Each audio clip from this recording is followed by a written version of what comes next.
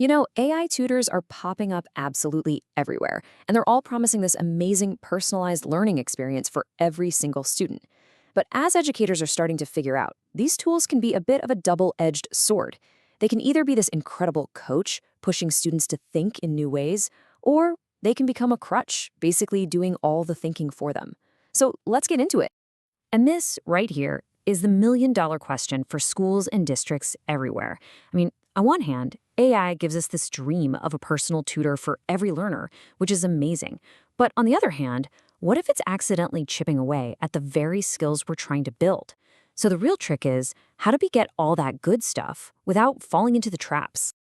This entire massive conversation really boils down to one simple tension.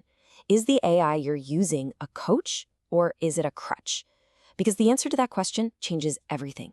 It decides whether we're actually helping the student build up their mind or just handing them a shortcut to a dead end. Okay, so there's a key phrase we need to understand here, and it's cognitive offloading.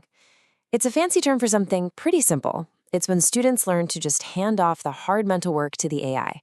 Instead of wrestling with a tough problem, which, by the way, is where real learning happens, they just offload it. It feels easier, for sure, but it's a really slippery slope. And look, this isn't just some abstract, theoretical worry. Oh no. Researchers have been digging into this, and what they found is a massive warning sign for anyone who's just rushing to throw AI into the classroom without a solid game plan. So in these early studies, students were given AI tutors with basically no rules. The kind that would just spit out the answers if you got stuck. And at first, it looked like a runaway success. Everyone was getting the right answers. But the real story, the one that matters, didn't come out until it was time for the exam. And wow, this is what happened. Look at the left side. While they were practicing with the AI tutor, student performance shot up by 48%. That looks fantastic, right? But then look at the right. On the exam, when the AI was gone, their performance plummeted by 17%. They actually did worse than if they hadn't used it. They hadn't really learned a thing. And this is what researchers started calling the crutch effect. See, the students didn't actually learn how to solve the problems themselves. What they learned was how to get the AI to solve the problems for them. And the second that crutch was kicked out from under them, they couldn't stand on their own. So if that's the problem, how in the world do we fix it?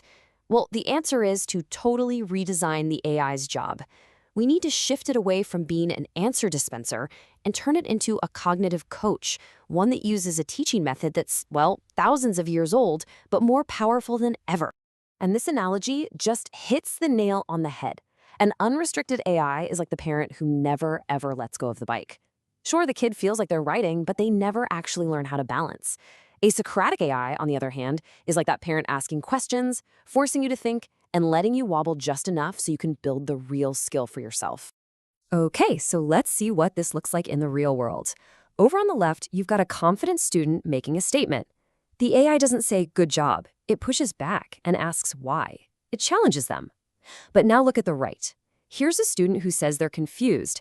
And see how the AI's tone completely changes? It becomes a supportive coach, breaking things down, offering a small hint. It's the same technology, but it's adapting its teaching style. And this all leads us to what is maybe the single most important idea for using AI in education: pedagogy-first design. It means your teaching strategy has to be in the driver's seat. The technology, no matter how cool or powerful it is, has to serve the teaching method. It's not about finding the fanciest AI. It's about starting with the smartest way to teach.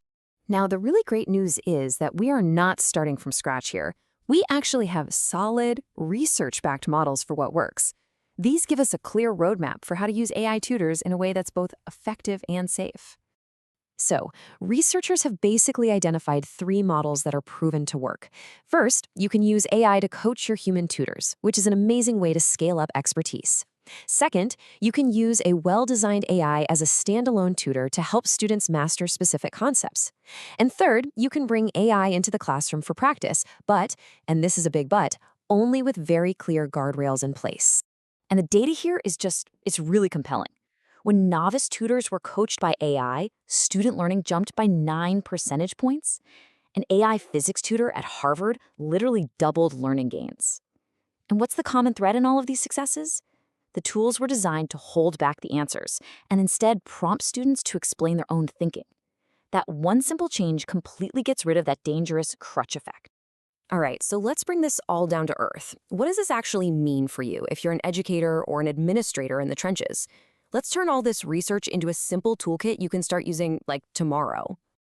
The goal here is absolutely not to ban AI. It's to empower students, to teach them how to use it as a tool for thinking, not a replacement for thinking.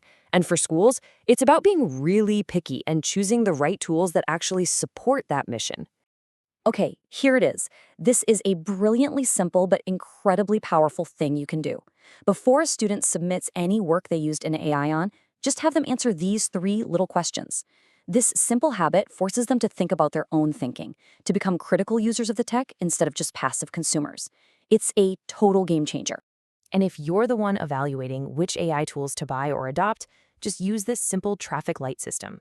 A tool that helps scaffold thinking and holds back on giving away the answers, that's a green light. Go for it. A tool that just does the work for the student, no questions asked, that is a bright red stop sign. It might give you a short-term bump in grades, but it is actively undermining long-term learning. So at the end of the day, it all comes down to a choice. The technology itself can go either way. AI tutors could become one of the most powerful forces for good in education we have ever seen. Or they could become a tool for mass-producing dependency. The difference isn't going to be in the AI. It's going to be in the teaching, the pedagogy that we design around it. The choice is really up to us.